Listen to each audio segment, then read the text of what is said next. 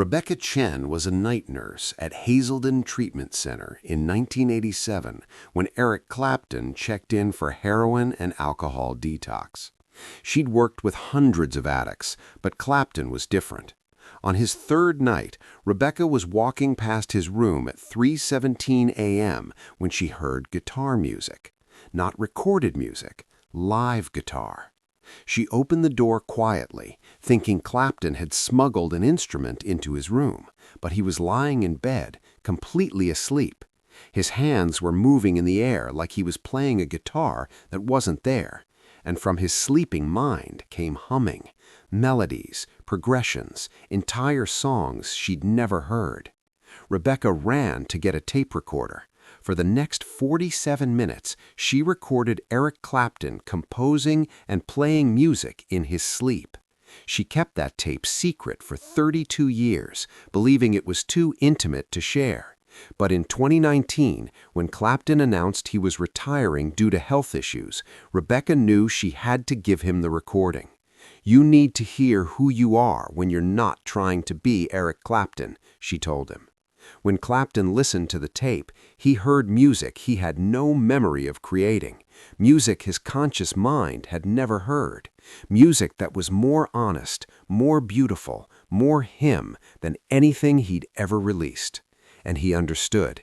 His entire career he'd been performing, but in his sleep, during the worst detox of his life, he'd finally just been. November 1987. Center City, Minnesota. Eric Clapton checked into Hazelden Treatment Center for what would be his third attempt at getting sober. He was 42 years old. He'd been using heroin on and off since 1968, nearly 20 years. He'd also been drinking heavily for most of his adult life. Previous attempts at sobriety had failed within months. This time felt different. This time felt desperate. Clapton's hands were beginning to show the effects of decades of drug use, tremors, reduced dexterity, moments where his fingers wouldn't do what his brain told them to do. He was terrified that if he didn't get clean now, he'd lose his ability to play guitar entirely. Hazelden was one of the most respected addiction treatment centers in America. Founded on the 12-step model, it combined medical detox with intensive therapy and peer support. Celebrities were treated alongside ordinary people. There were no special accommodations for fame. Everyone followed the same program. Rebecca Chen had been a nurse at Hazelden for 6 years when Clapton arrived. She was 34 years old, originally from Taiwan, and had specialized in addiction medicine after losing her younger brother to an overdose. She'd worked with musicians before. Hazelden attracted artists from all over the country, but Clapton was the most famous patient she'd ever treated. She was assigned to the night shift, which meant monitoring patients during detox's most difficult hours. Detox from heroin and alcohol simultaneously was brutally hard. Patients experienced severe physical symptoms, nausea, tremors, sweating, muscle pain. The psychological symptoms were worse: anxiety, depression, insomnia, hallucinations. Clapton's first 2 nights were exactly what Rebecca expected. He barely slept. When he did sleep, he woke frequently, disoriented and suffering. She checked on him every hour, monitoring his vitals, administering medication to ease the worst symptoms. But the third night was different. November 19th, 1987, 3:17 a.m. Rebecca was making her rounds, walking the quiet corridors of the residential wing. Most patients were asleep or trying to sleep.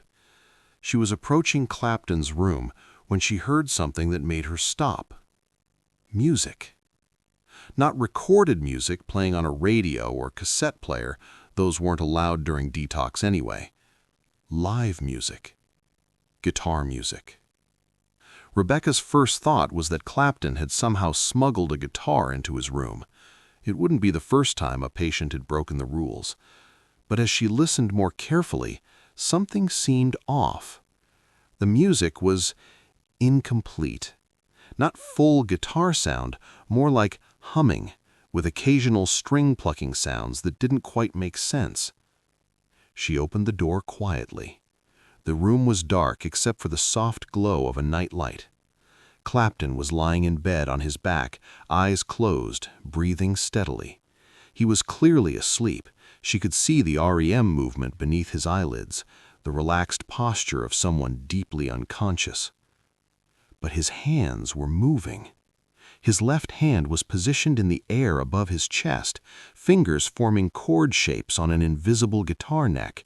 His right hand was strumming and picking at invisible strings. And from his sleeping mind came humming, not random humming, but deliberate melodies, chord progressions, entire musical phrases. Rebecca stood frozen in the doorway, watching this impossible scene. Eric Clapton was playing guitar in his sleep, not dreaming about playing guitar, actually playing. His muscle memory was so deep, so ingrained after decades of playing, that even unconscious, his body knew what to do. And the music he was creating, the melodies she was hearing him hum, they were beautiful, sad and haunting, blues-based but more complex than typical blues progressions, nothing she recognized from his recorded work. Rebecca knew immediately that this was something extraordinary, something private and precious, something Clapton himself probably didn't know he was doing. She quietly backed out of the room and went to the nurse's station. In her locker, she had a small cassette tape recorder. She used it sometimes to record notes to herself during long night shifts. She grabbed it, inserted a fresh tape, and returned to Clapton's room. She cracked the door open just enough to capture sound and pressed record. For the next 47 minutes, Rebecca Chen recorded Eric Clapton playing invisible guitar and composing music in his sleep. The recording captured everything: the chord changes his left hand was forming in the air, the strumming patterns his right hand was executing on strings that didn't exist, the melodies he hummed, sometimes with words that weren't quite words, subconscious vocalizations that sounded like lyrics but weren't coherent language. Around 4:04 a.m., the music stopped. Clapton's hands settled onto his chest. His humming faded. He shifted in his sleep, rolled onto his side, and went still. Rebecca stopped the recording. She stood there for a long moment, holding the cassette recorder, trying to process what she'd just witnessed and preserved.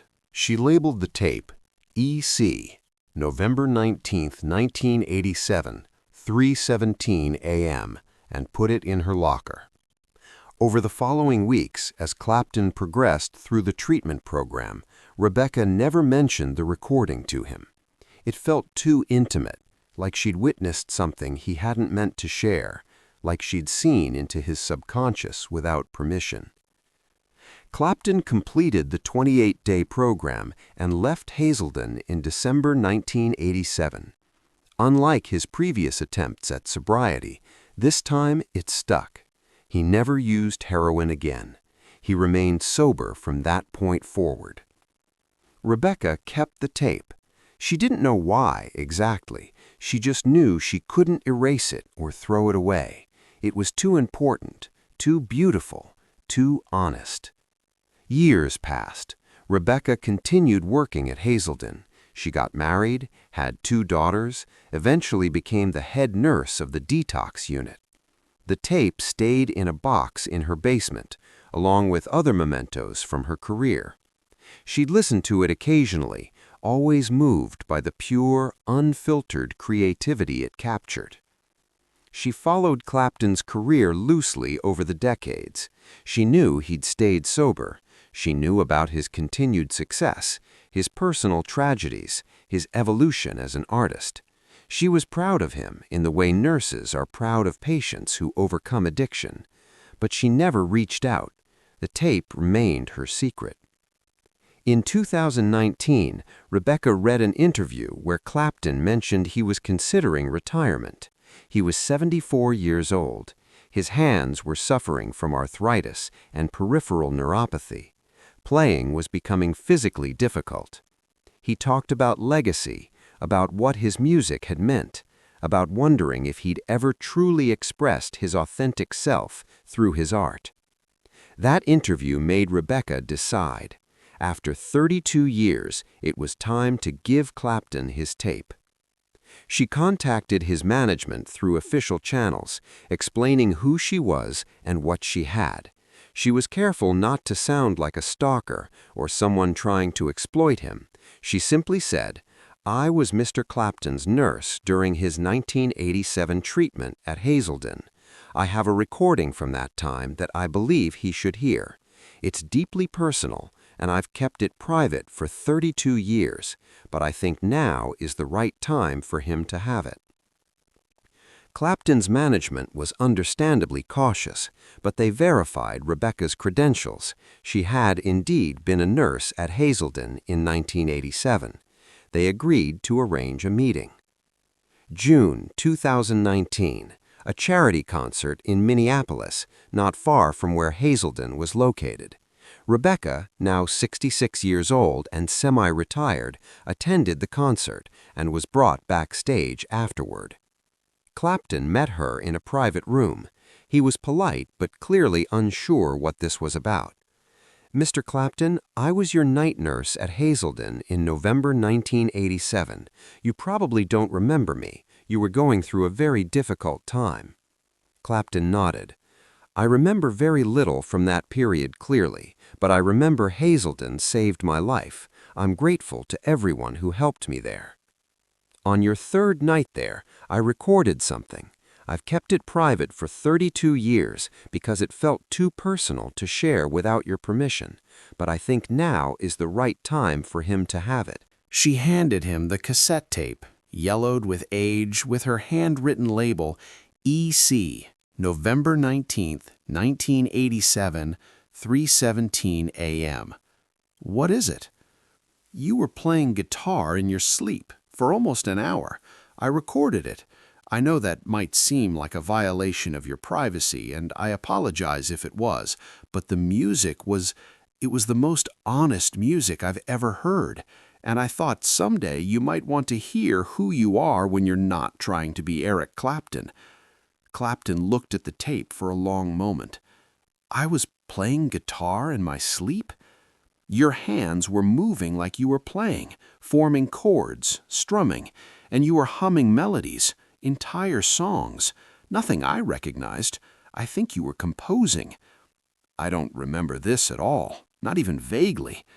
"You were completely unconscious, in deep REM sleep.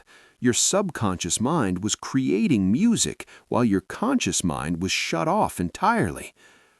Clapton held the tape carefully, like it might break. "Thank you for keeping this, for bringing it to me. I don't know what this is, but thank you."